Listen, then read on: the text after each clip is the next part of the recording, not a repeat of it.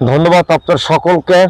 ঈদুল আজহা উপলক্ষে বঙ্গবন্ধু কন্যা জননেত্রী শেখ হাসিনার পক্ষ থেকে, পাশাপাশি আমার ব্যক্তিগত পক্ষ থেকে এই গলাচিপা 10 মিনার গণমানুষকে আমি শুভেচ্ছা অভিনন্দন দিচ্ছি।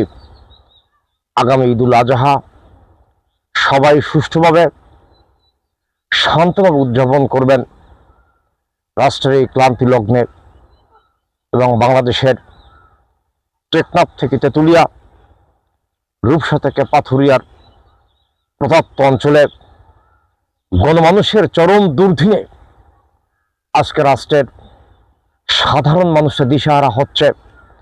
গণমানুষের জীবন ও যৌবনের নিরাপত্তা নেই, মানুষরা নিরাপত্তাহীনতায় ভুগছেন। এমনি একটা দিনে ঈদুল আজহা উদ্যাপন হতে যাচ্ছে। ঈদুল আজহা উপলক্ষে আমি বাংলাদেশের সাবেক প্রধানমন্ত্রী বঙ্গবন্ধু কন্যা জননেত্রী শেখ হাসিনার পক্ষ থেকে, আমার ব্যক্তিগত পক্ষ থেকে গলাচিপা 10 মিনার গণমানুষকে অভিনন্দন দিচ্ছি।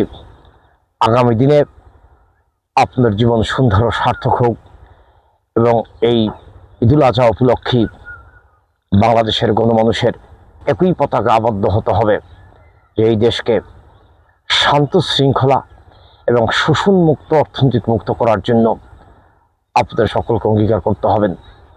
মহান আল্লাহ রাব্বুল আলামিন সকলের জীবন সুস্থ রাখুক, শান্ত রাখুক।